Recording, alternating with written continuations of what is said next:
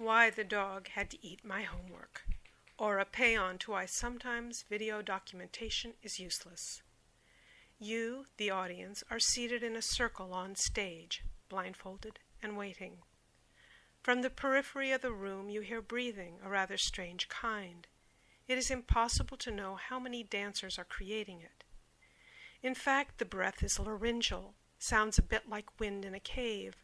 It defines the space and continues until it is like the pulse of the room. Quiet steps. The walls move in. The breathers tighten the shape around you. The space collapses. Video, of course, would show the number of movers, which is part of the mystery, and the walking, which isn't terribly interesting to watch, but it would not provide the sonic redefinition of the space. There is a pause. The breathing is now subsumed in the sound of feet shushing on the smooth wooden floor, circling the audience, slowly at first, then speeding up. The air around you is churning, and then your shoulder is brushed each time a circling hand passes. Video and air currents, video and touch. All of a sudden, the wheeling stops.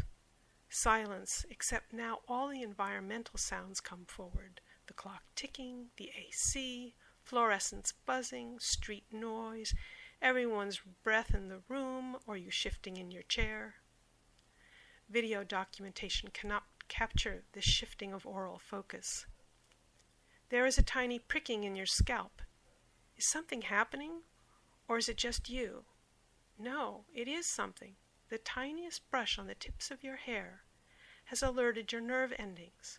Try videotaping that. You still haven't a clue how many people are performing. A warm breath comes close to your ear. Your head and shoulders are caressed, carefully, sweetly. If you have BMC experience, you might recognize that your body tone is being matched and perhaps shifted slightly toward comfort. Video and touch are incompatible. Now you are asked to stand. You are moved to a new location. Everyone is scattered. The cozy circle is disbanded. You are left standing alone, God knows where, all by yourself. You detect activity all around you, above and below. You are especially aware of your backspace. Video is always frontal. There is laughing, and thumping, and rolling, and bumping. Not into you, but you hear it. Maybe someone is being led by someone else, physically guided through the space, but then the sound is coming from an unusual height. Has the image of a guide dog been elicited, which then morphed into a piggyback rider? A bizarre, slightly tortured scratching erupts here and there in the space. Sometimes the sound is in unison, and sometimes not.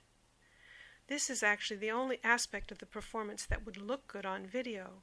The sound is made by sandpaper belts worn around the dancer's thighs, which rasp together when the dancer moves. The movement required to get them to scrape is awkward and difficult to control, and so it's somewhat interesting to watch. But you, the blindfolded audience member, hasn't a clue that that's what's going on. You most likely have given up trying to identify the baffling sound and are experiencing a very twitchy feeling, one that kind of gets under your skin. Try showing that on a video.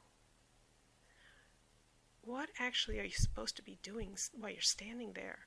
The mechanics of staying upright are beginning to nag at you. You shift. You can't figure out what to do with your arms. Is it okay to move or sit? Does the lack of clear rules irritate you? Or do you bliss out and stand there happily engaged in the small dance? You are asked to stand on one foot. Blindfolded, that is devilishly hard. If you were beginning to get irritated before, you certainly are now. If you are having fun, the challenge is a good new game.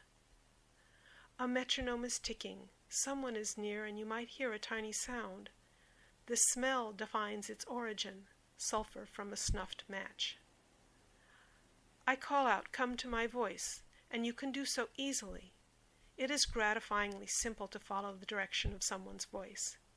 You and the rest of the audience come together with ease and follow me out of the space.